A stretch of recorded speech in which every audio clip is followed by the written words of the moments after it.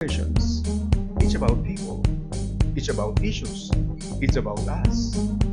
VW Conversations. Usahang katungod.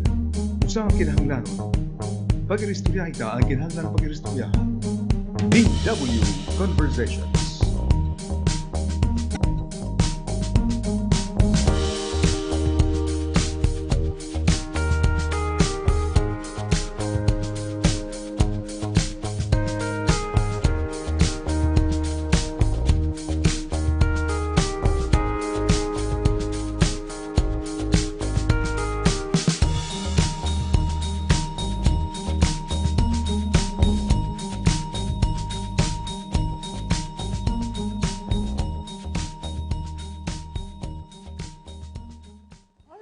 Yes, and congratulations on Batch 86 ha, Eugenio S. Dasa Pilot Elementary School para very successful nga hosting ni Rahan. Si ang tanong, Grand Alumni Homecoming. Sino kaya wala nakandarahan nagpo-post Wigo? Wala nagpo-post. Parang ano, Wala.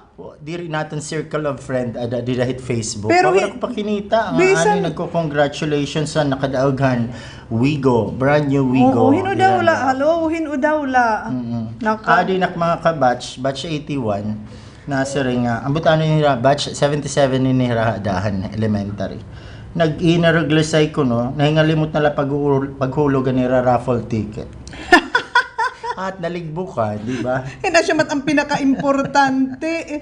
Anyway, Hinudawlaan ano ini. Nagdaon. Uy, istorya naman dida. Istorya dida. Kasi sigurado Batch makatungay 86, baka naman may ada niyo hiaging pwede ka mo maghatag information kung hino ang nagdaog hadto nga Toyota Wigo. Bisan nga Ang ra. mga awaon siguro di ba siya natin ang pag-post. Wow, gold guy, di ba? Para diri talaga igin susumat.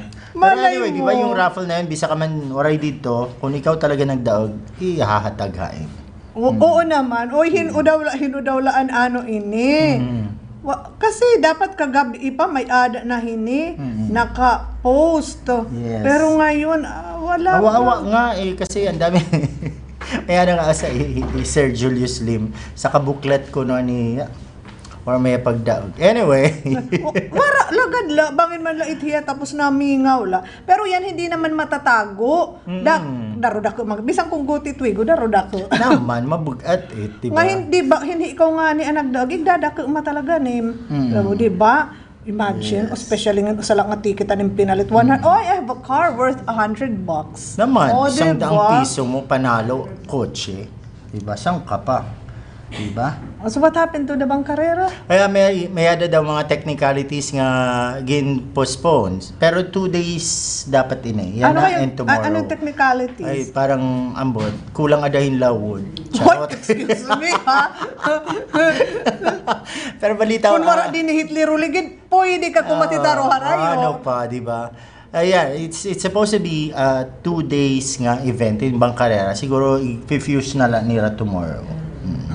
So maraming ganap tomorrow, yung lechon parade and of course yung marching band competition. Kanina ni-rehearse kita dito sa plaza, ada nakahulat, naka-standby yan ibang mga schools para naman na nire-rehearsals and marching band. So magiging marisyo tomorrow. Tagal niyan kasi ilang minutes yata yung Yung exhibition. Oo, parang per 15 minutes group. ba? Ay, hindi masyadong mahaba, Mahaba yan. 10 minutes, mga ganon.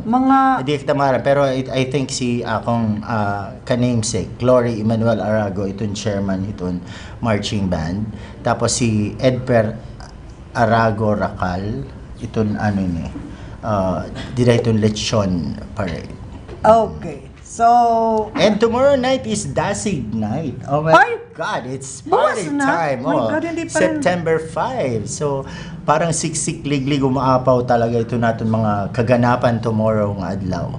And it's only a few days para itong fiesta, itong borongan.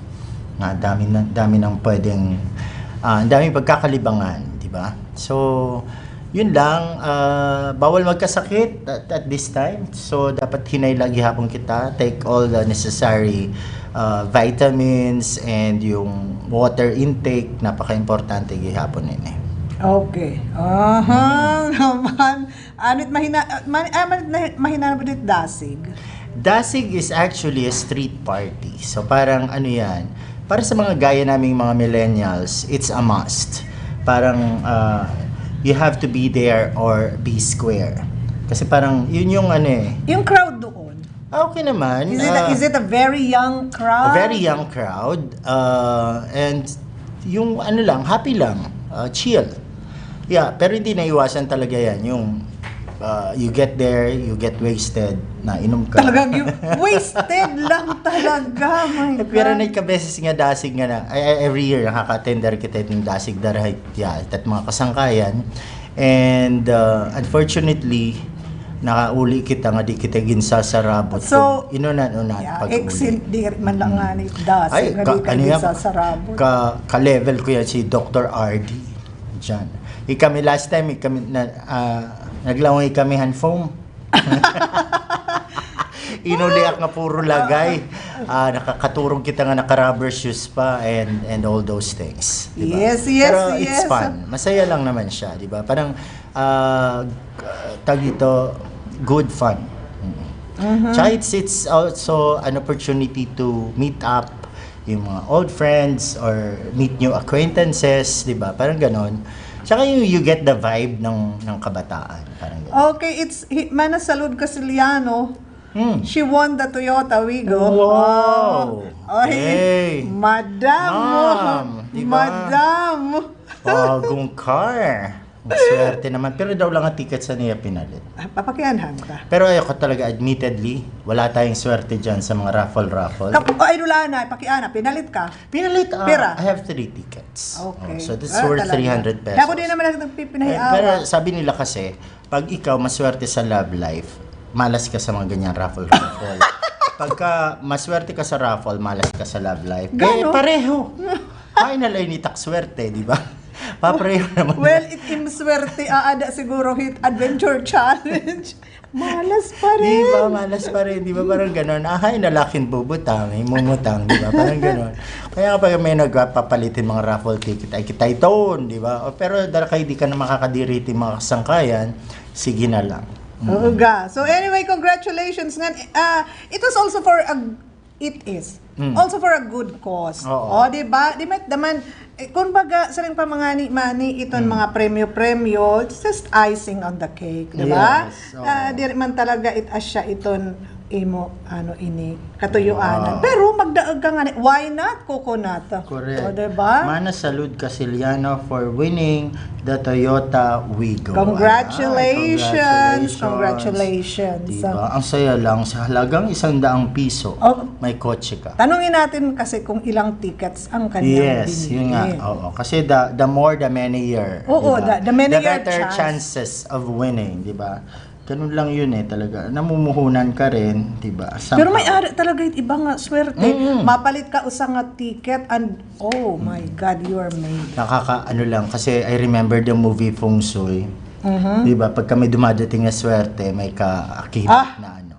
But it's just a movie, di ba? Anyway, so Kangina nga na, ang istorya na yung adtuhan sini. Ano ba yung highest grossing film of all time ngayon, yung Hello, Love, Goodbye. Diba? I'm not a Catherine Bernardo fan.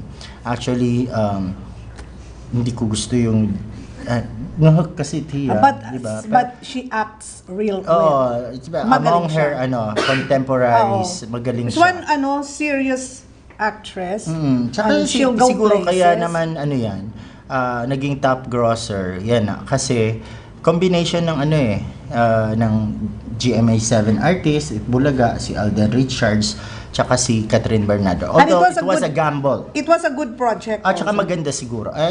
What's good with Star Cinema, sigurado ka na matino ang script, maganda yung story. Maganda yung pagkagawa. Everything, production. Yeah, and I believe it was shot abroad pa. So parang... Kasi, remember Mannie, during the 80s, makuri ang kinabuhi. It was martial law, and then, makuri ang kwarta. Tapos restricted ka pa ito. Pagmamalakapalit ni Mansanas, di ba? Kasi mahal yun. Pagmamalakapalit ni Mansanas, di mamahali. Tapos uso yung mga PX stores, remember? Aning pagmalakapalit, ginlalaway ka at pagmalakapalit, yung imported goods, di ba? So, kuan ini nagkuan ini an Viva Films, no? It was during the time nga Makuri nag-producerhan mga pelikulahan, mga gigrarikuhi. Oh yes. Imagine may mga Sharon glossy, Cuneta movies, ang gaganda ng bahay with the cars and helicopters. Yung mga asyenda, kabayo, and all those. Kaya nga, di ba talaga namang box office super hits yung mga yun. I-identify. Sugod nga klase ng entertainment is a form of escape na rin from sa reality. Harsh realities that we are all experiencing. Parang scapegoat. So ngayon naman, eto kasi with the yung traveling bug, so they're also banking on that. Yung mga mag-shoot ka ng film dito Switzerland, Paris, Switzerland, di ba? Mga ganyan. Para lugit dito Syria, Iran, everything. Harani na mag 1 billion kasi gross. Gross? Iton ni. Kaya nga di ba may party kasi may announcement, sabi nila baka yung announcement may bonus. May part 2 na daw yan, yung Hello Love Goodbye. Si Daniel Padilla naman nga Nag-goodbye. Minute pagpapadisa. Anyway, Mannie, kanina pa iginistoryahan nga may ada kita yung chance to interview Miles Delphine of Bike Scouts of the Philippines. No, hiyain ang tagpunda. Yes. What is amazing mga kasangkayan, so ganun, parang binayaan niya career para lang makapag-organize itong Bike Scouts of the Philippines. Ano itong katuyuanan nini para makapaghataghin sinisirig pa man bulig itong mga nagkikinahanglan, especially in times of calamities. They were here during Yolanda. So amoy na naporma ang grupo. Doon ang mga realizations nila. Oo, diba? Parang madamit imagine mo binayahihan niya trabaho, tapos nakafocus itong Bike Scouts. Imagine him going around, tapos visiting iba-ibang mga provinces kung diin may ada Bike Scouts. Talagang di ako nakailab, ay pinakianan ko talaga ano ba yung kukuha itong Bike Scouts. Parang walang pera dyan diba? Parang everything is volunteer work and nakaka-amaze so galing nga klase nga tao. Diba? You spend your own money, diba? Bisita kayo sa lugar, wala kami travel order, gobyerno nga natagang kahin allowance and all those things, yung mga travel expenses. It's on his own, pero nakakapaglibot siya itong Pilipinas and nag-organize siya. Ito yung mga grupo, mga bikers all over the Philippines. Ang kagandahan ng damo na talaga from Bike Scouts, from an intention nga to provide him communications, mobility during calamities. Yan damo na no? Nagsarang na iton advocacy iton grupo. Nga tanan hini para hiton ikakabuhi hiton aton kalibutan. And nalilipay hiya nga din hiya Borongan is natikadamo na iton mga miyembro. And based iton recent nga yung buhat nga ayat sinarangan challenge, parang ilalauman nga magdadamo palalo iton aton mga Bike Scouters din hiya Borongan. Kasi importante di ba, we are encouraging everyone, especially the young people, di ba? Instead of motorcycles, ma-imagine hindi ka na mag-iinaro pa kanday nanan iparaltin gasolina, healthy na. Tsaka yung ating lugar is still bike friendly, biker friendly pa, di ba? Unlike ito yung mga big cities na, Diyos ko dahil, delikado talaga pag binuro bisikleta dahil main road. Tapos ito naman yung mga bike scouts, upod itong training itong safety. Parang no horsing around, dapat di ka nagtitinay no yaw. Kasi may mga bata kitang kinikita, di ba? Yung parang first time to be on the road na parang feeling nila they own the road. Yes. Dapat yung disiplina gihapon naiyahatag before pa man hira gumawas direct kakalsadahan. Okay. So, are we taking a break before? Siguro, diretso na kita. Let's watch Arnel, this if interview it's okay with Mr. Miles Delphine and Bike Scouts Philippines. Okay nga oras sa iyo tanan mga kasangkayan, conversations, and again, thank you very much nga naman dito aton host for this edition. Hello, Mannie. Hello, Eden, and welcome. Dinaliwat kami out of the studio conversations, and we have a very special guest na pagbabalik ni Mr. Miles Delphine. Yes, it's Bike been Scouts Miles, of the it's been Philippines. like 1 year. Yes, it's been a while. It's been a while, pero parang actually ang bilis lang ng panahon. You were here last for what? Actually, I don't remember them. I don't know. We've been doing so many things. Oh, I think it was in August last year when Maybe. we had you at the station. Yeah. Because it feels like I never left because I'm constantly in touch with Benji and the other bike sales here in Borongan. So in spirit, I feel like I'm always here. So I don't feel like I left. Yeah. Okay. And yeah, si Sir Miles was with us dun sa Ayat Sinirangan Outdoor Challenge year 2. That you joined. Yeah, that I participated in hanggang bisikleta lang ako umabot. Okay. But anyway, it's nice to have met you finally. Thank you. Tapos, kumusta naman po ang yung assessment dun sa ginawang Ayat Sinirangan Outdoor Challenge? Oh, actually, it's incredible. I mean, with the short span of time that they had to prepare for the event, it was incredible. It was very awesome. Tsaka Especially the surprise. concert. Oh, yes. Surprisingly nga, maski yung mga organizers, nagulat sila kasi ang daming nag-participate dun sa fun ride noong August 31. Different ages. Tapos, yun nga, parang nakakreate siya ng ingay and awareness sa mga tao na it's fun to do biking. Diba? So hopefully we will be creating buzz. Oo, at saka mas dadami pa yung mga taong Oh, yes. mag-interest I'm mag-bisiklet. really hoping for that because one of the newest projects of Bike House here in Borongan is really related to cycling, the promotion of the use of bicycles within the city for mobility. So Yes. if you must know, para ito na ating mga mag-grulaw, of course, Miles is Bike Scouts. Yeah, Bike Scouts. Yes. He is Bike Scouts. Okay. Philippines. And siguro, makita ka mo, sometimes no, makita ako nag-post siya. Miles, yun yung mga biking excursions. Yes. Or, Siguro para sa benefit ng ating mga audience ngayon, para ma-refresh kung ano po ba yung Bike Scouts of the Oh, yeah. Philippines. Well, Bike South started in 2013, so we worked as volunteer bicycle messengers in the aftermath of Typhoon Yolanda. So we were here in Samar and we were also in Leyte, specifically in Tacloban City. So we worked there. We helped provide an alternative means of communication and supply for people who were affected and isolated by the storm. 6 years on, Bike House has grown nationwide. So we are now sort of like a social platform, like a social movement. Anybody can join. You don't even have to know how to ride a bike to join the Bike Scouts. But the idea is that you join this social platform to do good in the world, to make a difference.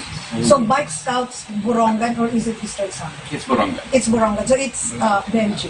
Benji. Okay, so Benji, mabulig kami. Kaya nasa naman ni Sir Mas, bisan diri, maramang bike. Magbisikleta. Pwede. Diba? So, sir, I understand, dito sa, nagpunta ka dito not only for the Ayat challenge, but you also took the opportunity para makavisit ng ibang communities. Yes. For instance, I heard you've been to one Yes. of the interior barangays. Yes. Yesterday we went, and this morning we went to Barangay Sila to install a very small handheld radio that the barangay can use, so that because they always flood in their area. So whenever that happens now, they have the means to communicate with the city and whoever else who can provide assistance to them. And hopefully we can do the same for the other interior barangays who are affected by floods regularly here in Borongan. So, sino yung in charge of taking care of the radio? Well, it's really Bike House Borongan. Everything that the Bike House does here in Borongan is a local initiative. So even though we are nationwide, even though we have teams in California, we have teams in Calgary, in Canada, and in Italy, whenever a team of the Bike House does something, it's always local initiative. So here, it's Benji and the rest of the team that we have here. So they will be regularly visiting the communities that we will be giving radio communications to, providing training, providing technical assistance, whatever they need to keep it running, to keep it going. Ito ba, sir, yung first barangay na binibigyan ng Yes. communication? Yes, it's the first one.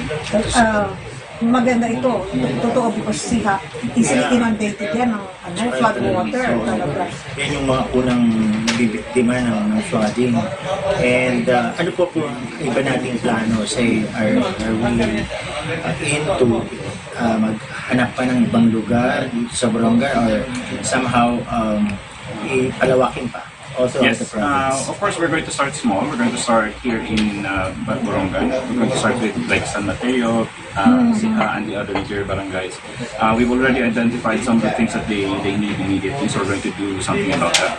Hopefully we find enough sponsors so that we can provide something for everyone. But more importantly, we're going to train people from these communities to become bike scouts themselves, so they become part of the community. If they need something, if they just want to interact with everyone else, if they want to learn something, then they can tell the community and the community will respond. So, sir, yung mga ibibigay natin sa communities, mga ano ba to, lahat or karamihan communications equipment? Different things actually, because we know that they already some other groups have already provided them with training and equipment for CPR, for life saving. So maybe one of the things that we can do is that we can make sure that they get regular training. Because for example, CPR, you can't do the training just once. Yes. You actually have to do a refresher training every now and then, so that it becomes natural for you to do CPR. So we can do that, and then we can update their skills, and then whenever there's new technology or new equipment that we can show them and teach them how to use, we can bring that to, and then we can show it to them, so that whenever, for example, professional responders come to the area to help, then they can actually provide assistance to the responders. Okay, this is the first time that you're doing this in Borongan with Cidro. And you've done this in other communities all over the Philippines. Kumusta naman po ang reaction ng mga communities who benefit from this? But the good thing about the bike scouts community so far for the past 6 years is that everything has always been very, very positive. We've everywhere that the bike scouts goes, we are met with so much positivity, which is why it encourages us more to keep doing the work of the bike scouts, because we know that at the very least people become happier when they become part of the bike scouts community. They become more positive.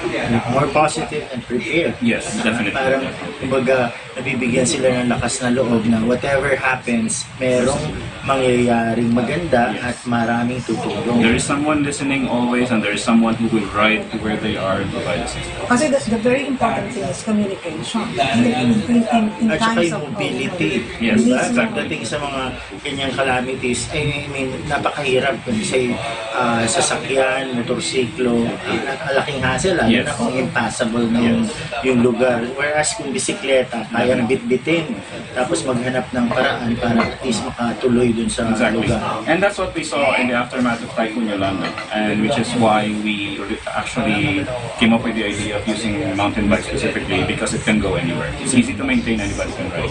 So, curious ako, Sir Ma'am, so dito sa communications equipment with Sir Wayne, saan ito nakalink? Well, for here in Borongan and elsewhere, actually, it helps connect the barangays to the city hall or to the agencies that can provide the specific assistance that they need. So rescue, aid, everything else. Again, everything is localized. Ang isa pang maganda rito, sir, kasi talagang real time yung pag-deliver ng information at saka truthful, Yes. diba? Yes. Kesa mag-rely tayo sa mga hearsay. Kasi nanggagaling sa Ang community dami kasing, mismo. lalo na nung Yolanda, ang daming, Oh, yes. ang daming mga maling balita na nakakataranta and all those things. Whereas, galing direkta dun sa affected na lugar ang impormasyon. And that's actually part of the training that we provide for new bike scouts teams. It's we teach them how to do reports for incidents, for emergency cases, for disasters. Because a lot of times you see this on Facebook. Somebody posts a picture and then they say something like, "Oh, poor family, nobody's saving them." But then they neglect to include the place, the name of the people, what exactly is needed. So then the responders who see the photo, then they can't do anything because they don't know where to go. So what we're trying to do now is that we're trying to teach all of the bike scouts teams to do reporting properly. So because the bike scouts Facebook group and very soon our very own mobile app, a lot of our partners that are connected to the national organization, for example, for disaster response, they are actually monitoring us, even media. So whenever somebody posts something that we need help in this specific area, it would be very, very useful if they already know where to go, what is needed, and who to get in touch. So, gaano na tayo sir? How big is Bike Scouts in the Philippines? Here in the Philippines, We're talking about how many thousands? it's around 15,000 plus. It's actually more, but 15,000 plus is the number of people that I've actually met personally. So over the past 6 years, giving talks to different communities of people, to universities, to Bike Scouts teams, this is the number of people that I've physically been in the same room with and explained what Bike Scouts is. But again, the thing about the Bike Scouts, a lot of people who are leaders in their communities, leaders of their own organizations in their communities, they have a bigger group behind them. So if you count even the membership of their groups who are actually volunteers for Bike Scouts also, then it's a bigger number.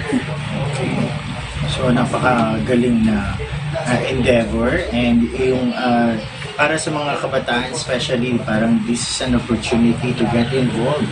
Diba? Parang at least you're doing something worthwhile. Oh, yeah. And you get to experience yung paano yung concern mo for not only for the community but the people living in the community. And this is promoting healthy lifestyle. Exactly. Definitely. Diba?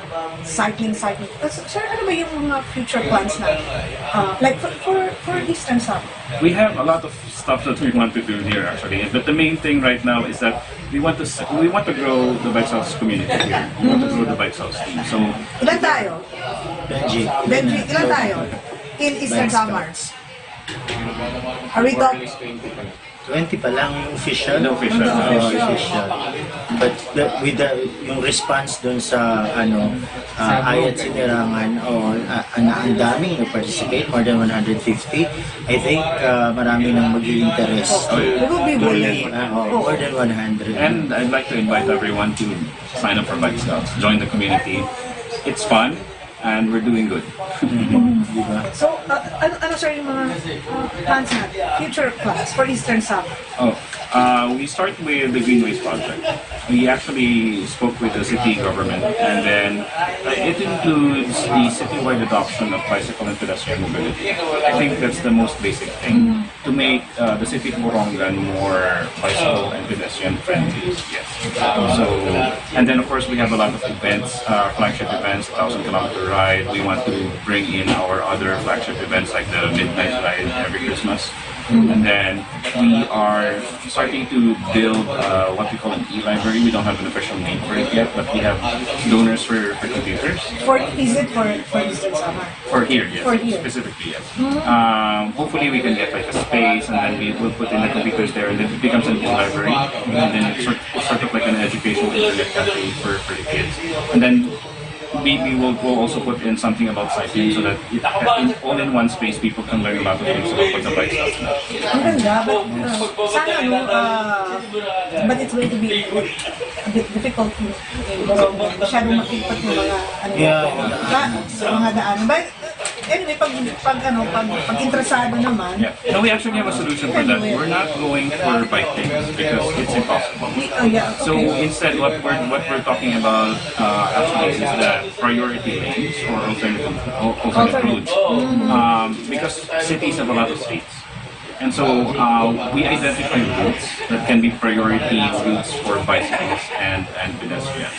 Not exclusive, but then prioritized the bicycles, cyclists and pedestrians along these routes. The routes are meant to connect the population to the most important parts of the city government, the church, the park, the schools, the boulevard, for example. So we don't have to take over like the main road. We don't have to take over the really busy streets. We just need to find side streets, smaller streets that can be prioritized for bicycles and pedestrians that will give them access to all of these important places around the city. So I hope positive naman ang response. Oh yes, very actually. City government. And we're very happy about that. Everything here actually has been very, very positive, which is I'm very happy to be here all the time. Yeah. Ang maganda kasi with Bike Scouts is that you're into bicycle ride, tapos nagkakaroon ka ng sense of social responsibility, Yes. diba? Parang hindi na lang yung forcing around, magbibisikleta ka and all. Definitely. Parang meron kang sense of mission. Exactly. Diba? Parang gano'n. And this is really good for for young people, di ba? Exposure nila. And I think one of the mga initiatives na ginagawa rin ng Bike Scouts dito sa Borongan, I have observed is that yung awareness nila ng observance during the Earth Hour. Oh, yes. Diba? Gumagawa yan sila talaga, and they do ride at night time and really promote that. Somehow, ayun nga, meron ng awareness at marami na ang nakakaalam about this, and many are interested to be part of it. Diba? I think it's just a matter of organizing the community because a lot of people are already aware of the climate crisis, Yeah. Traffic, of course, and then everything else. Tapos yung environment issues, Exactly. diba? Like pollution and all those things. I think what people need is just really a platform for them to be able to go there and then participate. Because until Bike Scouts came along, there was nothing like that. You had social media, but then social media is for everything. There's really, it doesn't have any rules. Anybody can say anything, do anything. But for the first time, because of the Bike Scouts community, you have this space where people of all ages can join. And it's very positive. It's not toxic at all.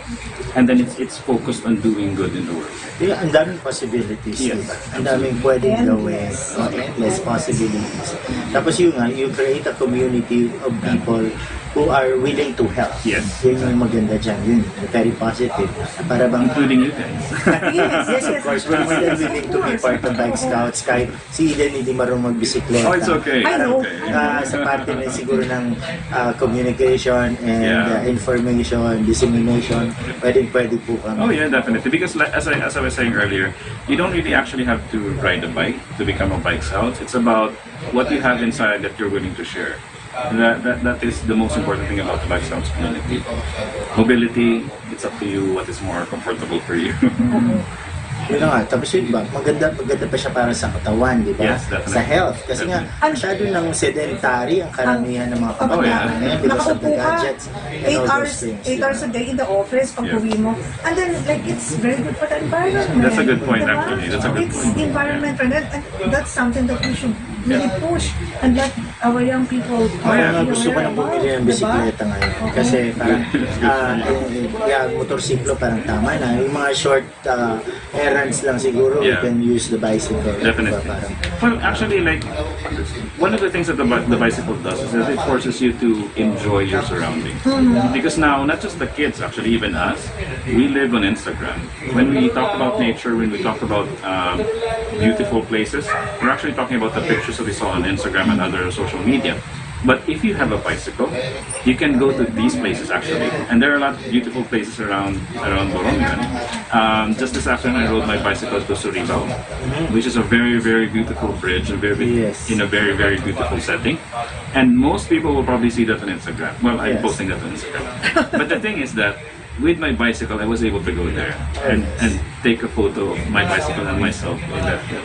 in fact, yung province of Eastern Samar, Borongan particularly, there was an event sometime na parang regional event yan na maraming nagbisikleta here passing through Borongan, parang summer ride yata yan, latest summer ride that they had, and these are people na meron silang mga backpacks sa inyo para kung abutin ng gabi kung saan pwede Oo, mag-camp, yeah. doon na lang. Doon ka na So lang. parang Sort of it like was really backpacking. something else na parang wow, ang daming involved na tao, and that not only specific yung ages niya, iba-iba. Yes. And nakaka-amaze na, imagine galing pa sila ng Leyte and all those things, and they had to parang go the different provinces of Samar.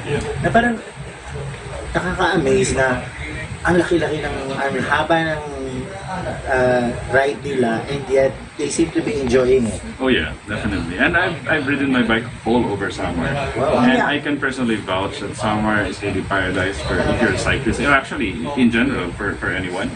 If you come here, it's really the best place. It's a good thing that we have better roads now. Oh yeah, Diba? definitely.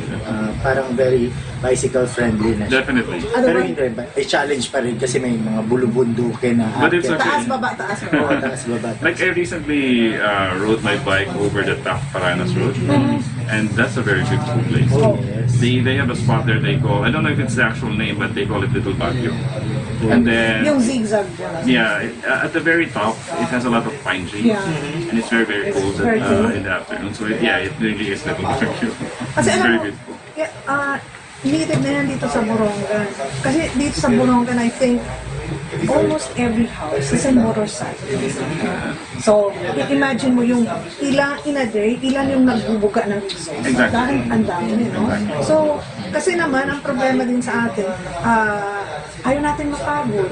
Kasi pag nagka-motorcycle ka nga naman, kung nagbabike ka, mag-pedal ka, di ba? So, I think that's one thing na dapat talaga i-promote. I think so. Yeah, because the climate crisis is a real It thing. is very It is a real. real problem. It's upon us, and it's not something that we can just talk about. It's something that we really have to do something about. Yeah. And the simplest thing for us, aside from avoiding littering, plastic waste, and everything, is really picking up cycling, because then you're really solving the problem of air pollution, emissions in the atmosphere, which is the main cause of the climate crisis. And it's promoting a healthier lifestyle talaga, di ba? Healthier It's environment. cardio, imagine. Yes. Yun na, lahat na. Ang daming multi-purpose pag nagbabike ka. No? Do it for your body, you do it for the earth. Exactly. Yun nga, parang mga small errands, short errands that we do, hindi mo kailangan talagang parating dimaki na yung sasakyan natin. Oh yeah. Diba? Parang mas maganda nga talaga yung And it's more bisikleta. economical. Yeah. Siguro we can start promoting that na parang mas siguro pag nakikita nilang dumadami yung mga tao who are using bicycles and they get to discover the benefits of Yeah. the bicycle. And I think that's easy to do here in Borongan, because here in Borongan you have the boulevard. You have this coffee shop, you have a lot of places where you can go to on a bicycle. And actually it's more enjoyable to do that on a bicycle rather than commuting on a motorized vehicle. Because on a motorized vehicle, it sort of takes away from the experience. But with the bicycle, you stop wherever you want. Especially if you're a tourist, if you're coming to Borongan for the first time, you see the sunset, you see a bridge, you see there are a lot of beautiful places here. You just stop, you park your bike, you enjoy it. So buti pa nga ito si Miles because I think you have passed through most of the roads, no? Sa Eastern Samar. Yes. Have you been to B1 on a bike? Yes. From And Sulangan, although it's Sulangan. from Borongan. Yes. Actually from Manila. From Manila. Yeah. We do it every year. Oh. Mga ilang araw yan yung Manila. Because we stop at Next time schools sasama tayo. to talk about the bike scouts and to promote community-based disaster preparedness. It takes us around 7 to 10 days depending on how long the events that we do at every school. Around 7 to 10 days to complete the route. This year, our finish line will be in Iloilo City. But of course, we're still passing through Samar, of course. Oo no. Siguro, itatanong ko lang yung common tanong ng tao. Sir Miles, what do you get out of this? I used to work in the creative industry, and as a creative person, I've always wanted to find something to solve, something creative that I can solve creatively. And I've been working professionally in that industry for a very long time, and somehow I felt that it's not that it's easy, but it's something that a lot of people do. So after a while, I realized that I wanted to do something. I wanted to solve a problem that has real impact in the world, rather than just selling products or stuff like T-shirts or something. So for me, I mean, it's hard to believe, I guess, especially in this time. But what I get from this really is that it's exactly that. I get to use my creativity to solve a real problem in the world that potentially can have a really big impact. And I think for me, when I grow old, I think I can look back on this and say that I'm happy with my life. At saka, this is a very concrete thing na you don't have to be a Bill Gates to do something for the community, di ba? Yes, exactly. Marami tayong tao, kahit maliliit lang tayo tao, if we're really sincere, we can really give back to our community. And that is what the bike sales is all about, actually. Tsaka, big things start with small beginnings. Di ba Exactly. from ano nga ba to, the need lang to for mobility, di ba? Yeah, To send out a message, eto nag-mushroom ang bike scouts into, malaki na siya eh. Yeah. Kasi marami na rin kayong mga advocacy, Yes. right? Itong environmental thing, health issues. No, I mean, malawak na, ang dami na natin pwedeng ganap sa bike Yes. scouts. siguro in the next years, mas marami pa. Oh yeah, actually within this year there will be a lot of things that will be happening, and I'll keep you posted about that. Sir, do you think na kaya na-form yung Boy Scout of the Philippines? Is it a response din sa mga challenges of the times? Oh yes. Well, aside from again, because of the climate crisis and because bicycles are a good solution to that. In 2013, when Typhoon Yolanda happened, I was watching the news and I realized that there's a lot of forms of humanitarian response. You have food, you have medical, you have shelter, you have everything. But the one thing that people don't get when natural disasters happen is communication, data. Knowledge of what's happening around them. And that's what the Bike House originally does and continues to do. We provide an alternative means of communication by using our bicycles to deliver messages from one place to another, from one person to another that's isolated by the storm. Because with Yolanda, yun ang pinakamalaking problema. Communications and Yun na nga, mobility. kasi It was an eye-opener. Mismo. we are at a time na parang yung technology is super beneficial and we're so dependent on it. Pero pagdating ng calamities, We go back to the basics, Yes, we go actually. back to the Diba? basics. Exactly. Diba? Yun nga, parang ano siya, dumating siya sa panahon na tama lang, na meron tayong alternative na maaasahan. Yes, Diba? exactly. Parang kasi nga, pag nag-back down na, lalo na yung like what Yolanda did, Yes. diba? Ang dami nasira mga communication towers and all those things. So parang napakahirap talaga to get the right information that everyone deserves. Everyone needs. Yes. No? Kasi for the government of all other agencies to be able to respond, they need to have the correct information, the correct data. Yun nga, tapos meron pang mga areas yun nga, na isolated na sila pagdating ng mga ganyan. So parang zero information ka. So somehow with the Bike Scouts, you get to penetrate Yes, the area. definitely. Diba? Plus, one of the biggest benefits of the bicycle is that it actually supports inclusive mobility, inclusive development. Because, especially here in the Philippines, not everyone can afford a car. Not everyone can afford all kinds of mobility that we need to go to school, to go to work, to do a lot of important things that make a difference in our daily lives. So with the bicycle, if we create enough infrastructure and support for bicycles as a real form of mobility here in the country, then you're basically giving equal access to everyone, to everything. Tsaka with yung aftermath ng Yolanda, the week after, meron ng crisis ng gasolina. Definitely. Na parang ang hirap na tapos tumaas na yung presyo ng gasolina and you get it from somewhere far. Diba parang with the bicycle, parang ang kailangan mo lang yung sarili mo, yung bisikleta mo, yung stamina that you have, and the willingness to help. Diba? Hindi ka dependent sa kung ano man ang kailangan pang gastos. Exactly. Sir, ito ba the concept? Pinupush ba natin to Metro Manila where traffic is life? Well, the honest answer to that is that in Metro Manila, there are a lot of people who are already taking up the advocacy of fixing that problem. So we're trying to stay away from the big city. That's why we're working a lot in places outside of Metro Manila, because there are already a lot of people who are working in Metro Manila to solve the problem, and it's a very big problem.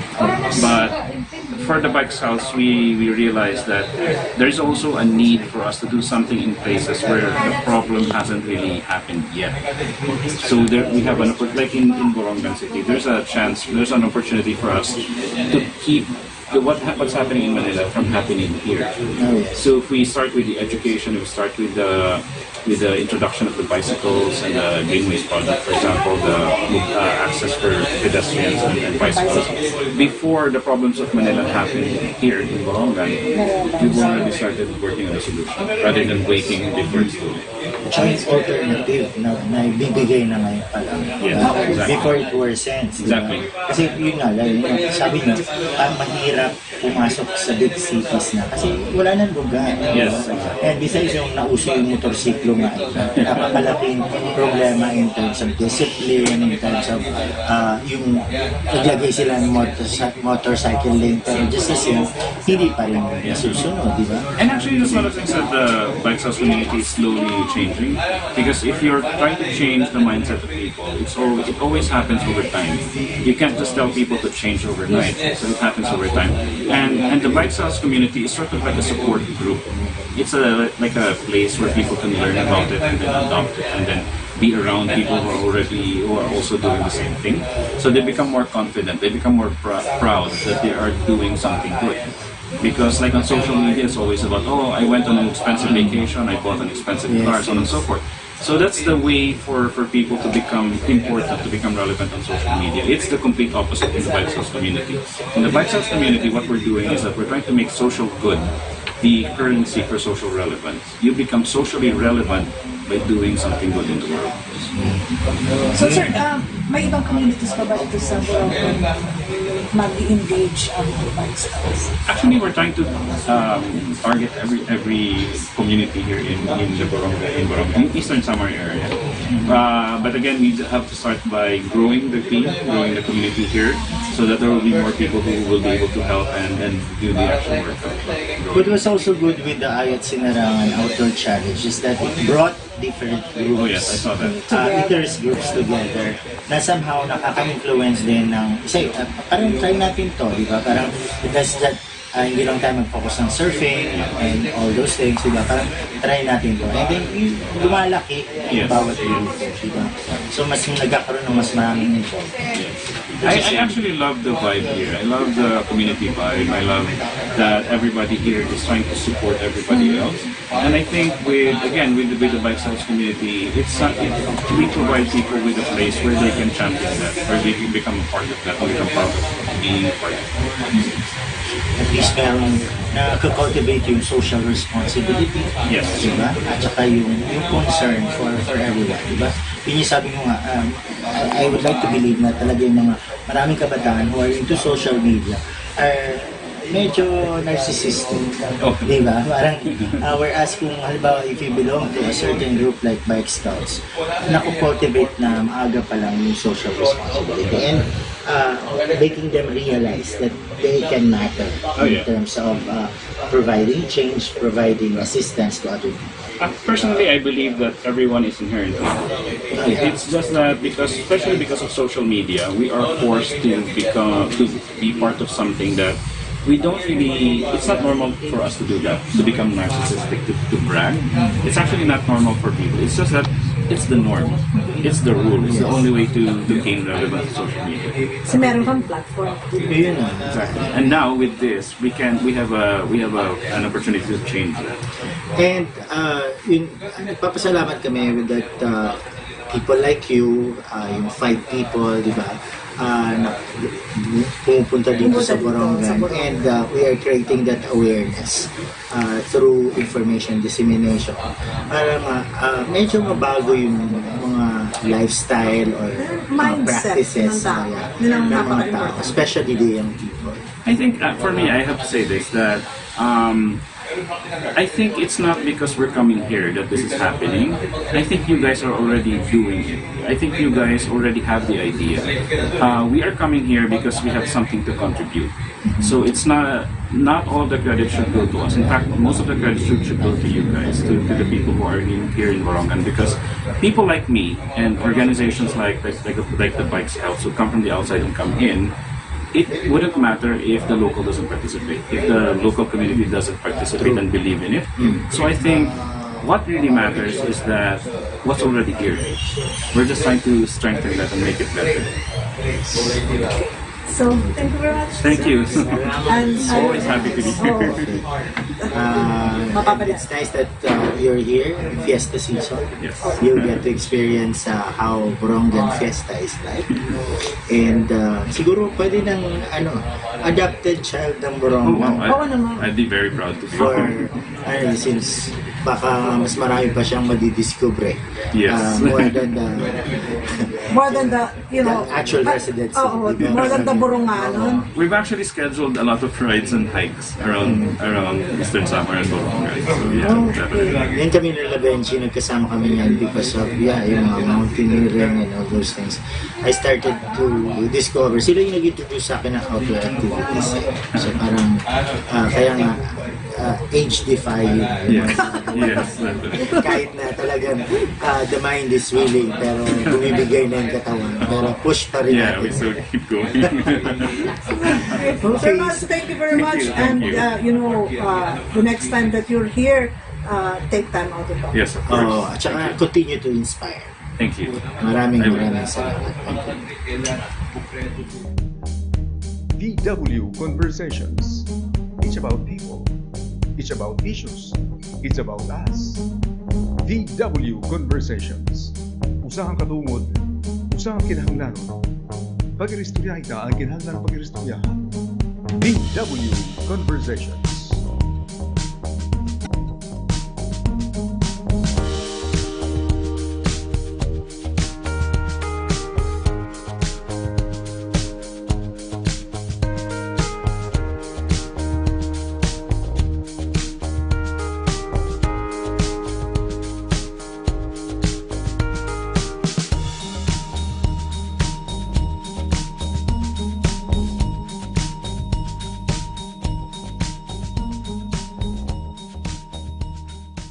Nakakatawa lang. May other na Facebook account niya, Eden and Friends. Parang Lot and Friends lang. Sino yun? Ewan ko. Not us. Anyway, so kasangkay na mo natin naging interview with Mr. Miles Delfin, and founder ng Bike Scouts Philippines, di ba? Siguro, nasabi ng interview, kinita na natin itong kaupayan if in case we mag-join kita hiton grupo kasi may aday ni mahinungdanon nga katuyuanan. Tipa, at the same time, may aday niyo bang mga hobby. Tapos, It's healthy. It's healthy. Healthy Para for to keep you, healthy fit. for the Oo. environment. Kaya nga didan ayat sinirangan after pira ka tuig, siguro mga 1 decade nga nga wala kapating bisikleta. So parang na-realize natin talaga hiya nga maupay hiya. So siguro bisan mga short errands din niya sawang, di na Pwede. kita magmumotor, bisikleta na lang kita. Dalawa lang ang choice mo dapat. It's Oo. either you walk or you bike. Ay, environment friendly pa siya. And So thank you very much, Alren Beronio. yes, natin Sana, cameraman for arranging and, everything. tsaka sa And, pagpapakape rin, Alren. Salamat. Dalas-dalasan mo lang. Oo. Of And, course, Sir Benji. Marami pang mga biyaya sana ang umabot haim para you share your blessings with the less fortunate ones like Eden and myself. Thank you very much. Thank you very much, Alren. Kasi Shana all. Hindi, at saka he is the one who is arranging yeah. ito mga interviews. Yes, oo. So, thank you very salamat. much. And yun nga, happy birthday ka Nilda Grace A. Badar, ha Mercedes, and Mercedes. Magno Mercedes. Oh, Mercedes Benz. Nilda Grace Badar, happy birthday, ha Mercedes, and Magno D. Danozo. Di na naman Taft. Happy birthday. And of course, kumusta hiton aton mga VWMN media partners? Kumusta ka mo Victor Adorna, Emeline Aparejado, Raymond Busa, Rosie Cardona, Malcolm Ezekiel Bajado, Restituto Bajado, Gaily Anacta, Kurt Rainier Caspe, Ann Corsigangan, and Dilberto Cardona. Thank you very much. Salamat. Mopay nga piyesta hain. Ay, nakita ko Mamaan Corsiga. Naman. Mrs. Kasipay. Okay. Actually, tanong tawagan before magkatrabaho kami before IPHO.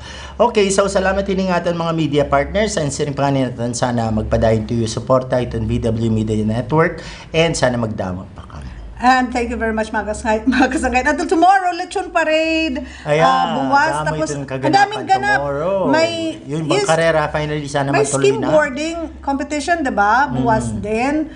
And yung marching band competition. And inimbitaran namon ko, kamo nga tanan, unina pag kulaw na manggadla, iton Eastern Summer State University. Para rin nakikimaluoy. Na ito, para naman damo itong tao. Yung mga estudyante dyan, parang it's your time na makita niyo yung mga teachers who are performing, some of them, yung parang hindi na lang nasa classroom na naka-uniform. So, medyo kakaiba. Ito na yung makikita. Iba naman nga po, facet ito yung teachers. Lumang tugtog, bagong kanta para iton 2019 ESSU Night. At least hindi lumang tao na kumakanta. Thank you very much. Okay, damang Mga salamat. kasangkay, Taniyo balitaw. pagpudaamon. God bless. VW Conversations. It's about people. It's about issues. It's about us. VW Conversations. Usahang katungod. Usahang kinahanglanon. Pag-iristorya ita ang kinahanglan pag-iristorya. VW Conversations.